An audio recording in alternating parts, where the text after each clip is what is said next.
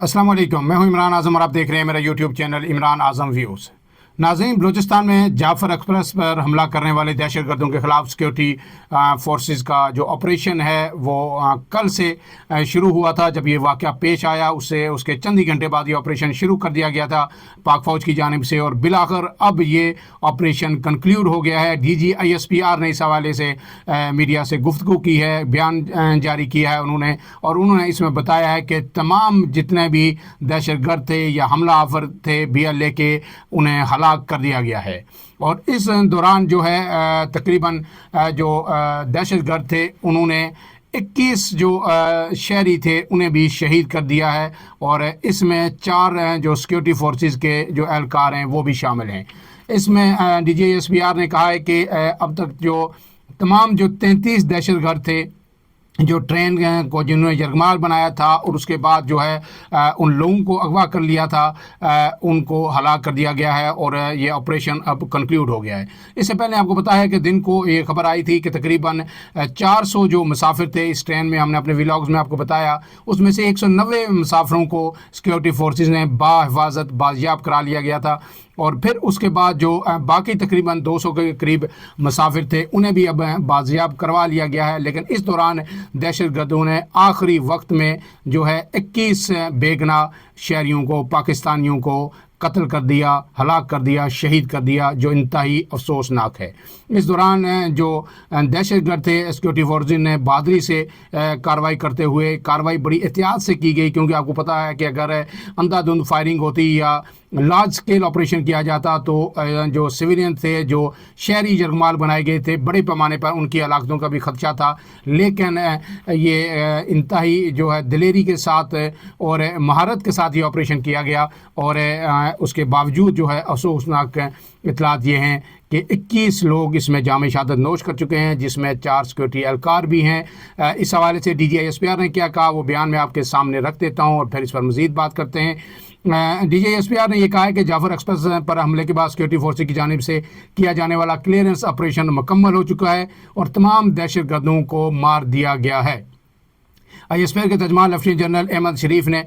निजी TV channel से गुफ्तगू की और उसमें उन्होंने कहा कि इस ऑपरेशन के दौरान किसी मुसाफिर का जानी नुकसान नहीं हुआ। ताहम उन्होंने तस्दीक की कि ऑपरेशन शुरू होने से पहले दहशतगर्दों ने 21 अफराद को हलाक किया है। फ़ौज के तर्जमान ने बताया कि बहुत एहतियात से ये ऑपरेशन किया गया ताकि किसी भी मुसाफिर को नुकसान ना पहुँचे। तर्जमान पाक फ़ौज ने कहा है कि FC के 4 जवान भी हलाक हुए, शहीद हुए, जिन्हें पिकेट के पास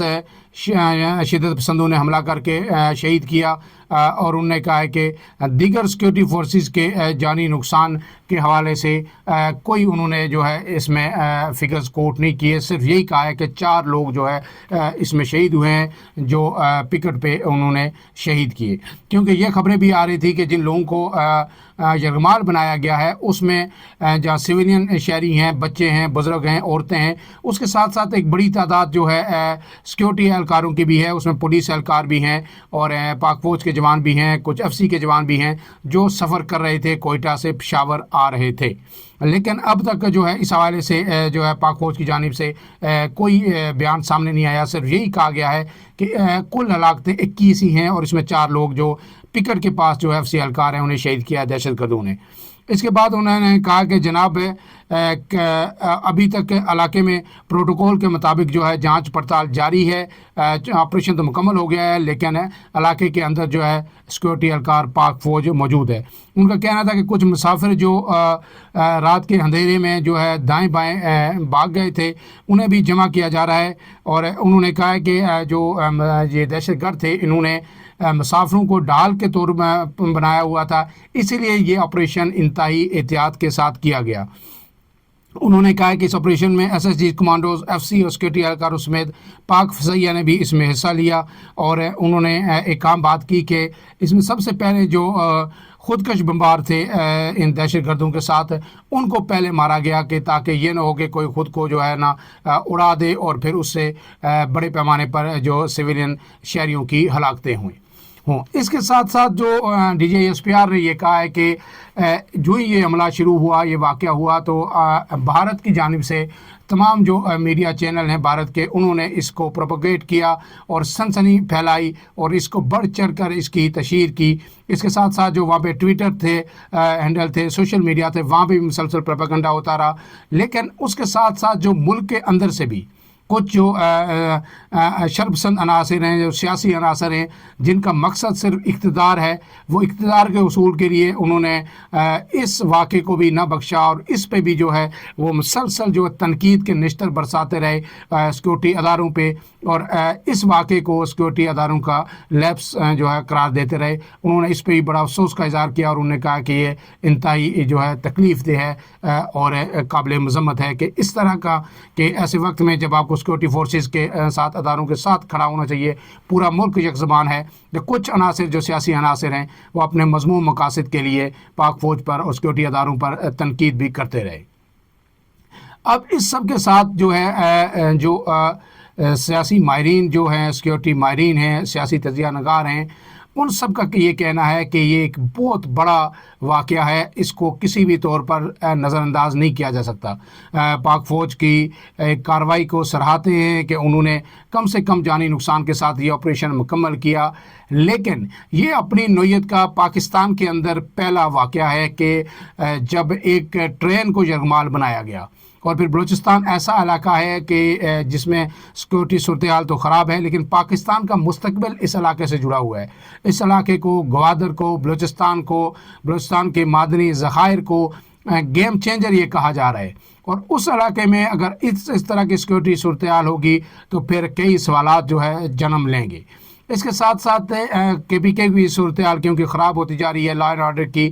اب یہ تھریٹس جو ہے ذرائع نے یہ بتایا کہ کچھ تھریٹس ایسی بھی ہیں کہ شاید یہ دہشت گردی کے واقعات پاکستان کے بڑے شہروں میں بھی ہو سکتے ہیں۔ اسی وجہ سے جو ہے وفاقی دارالحکومت سمیت تمام بڑے شہروں میں اور اہم ترین جو تنصیبات ہیں، اساس تنصیبات ہیں، ان کی سیکورٹی بھی جو ہے سخت کر دی گئی ہے، کیونکہ اگر اللہ نہ کرے جب بلوچستان کی صورتحال یہ ہو گئی ہے، یہ جو واقعہ ہوا، یو این نے بھی اس کی مذمت کی ہے کہ جس طرح دہشت گردوں نے معصوم شہریوں کو یرغمال بنایا، ڈال بنایا، اس کی سخت مذمت کی۔ پوری دنیا کا میڈیا جو ہے اس خبر کو مسلسل جو کل سے تقریباً اب جو ہے 48 گھنٹے ہونے کو ہیں، جو ہے یہ رپورٹ کرتا رہا ہے، اور پوری دنیا کے اندر ایک تشویش کی لہر دوڑ گئی ہے کہ دہشت گرد اس حد تک پاکستان میں جو ہے واپس ری آرگنائز ہو رہے ہیں کہ وہ پوری ٹرین کو ہی انہوں نے یرغمال بنا لیا اور لوگوں کو اغوا کر لیا۔ تو اب اس سارے صورتحال میں اس کے بجائے پاکستان کے اوپر بڑے منفی اثرات پڑیں گے۔ پاکستان کی معیشت پہ جو سرمایہ کاری آنی ہے، یقیناً اس پہ کو زک پہنچے گی، لیکن اب وقت آ گیا ہے کہ ان دہشت گردوں کے خلاف ایک فیصلہ کن کارروائی کی جائے، چاہے وہ کے پی کے میں ہوں، چاہے بلوچستان کے اندر ہوں۔ اب یہ وقت آ گیا ہے کہ ایک مرتبہ پھر جب یہ دہشت گرد افغانستان سے ظاہر منظم ہو رہے ہیں، جب سے امریکہ گیا ہے افغانستان میں دہشت گردوں کی جو پناہ گاہیں ہیں وہ بالکل محفوظ ہو چکی ہیں، امریکہ کا چھوڑا گیا اسلحہ وہ استعمال کر رہے ہیں، جدید ترین اسلحہ ہے، سنائپرز ہیں اور نائٹ ویژن گوگلز سے لے کے ہر چیز انہیں میسر ہے۔ پھر وہاں سے وہ اسلحہ اسمگل کر کے پاکستان پہنچایا جاتا ہے، اور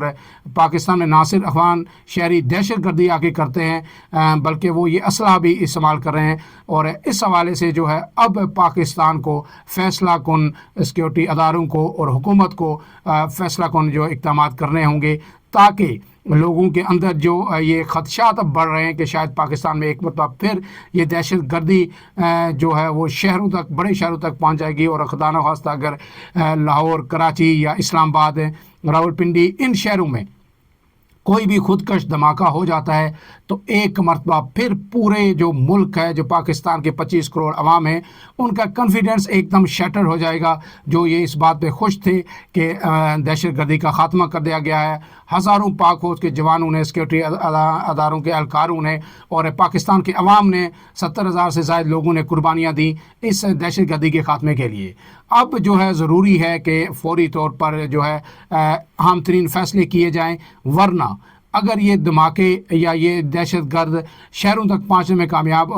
ہو گئے تو پھر جو ہے میرے خیال میں ان کو واپس ایلیمینیٹ کرنے کے لیے پاکستان کو مزید بہت ساری جو قربانیاں دینی پڑیں گی، اور اس میں جہاں معاشی نقصان ہوگا وہاں انسانی جانوں کا بھی بڑے پیمانے پر ضیاع ہو سکتا ہے۔ فی الحال کے لیے اتنا ہی۔ عمران اعظم کو اجازت دیجیے، اللہ حافظ۔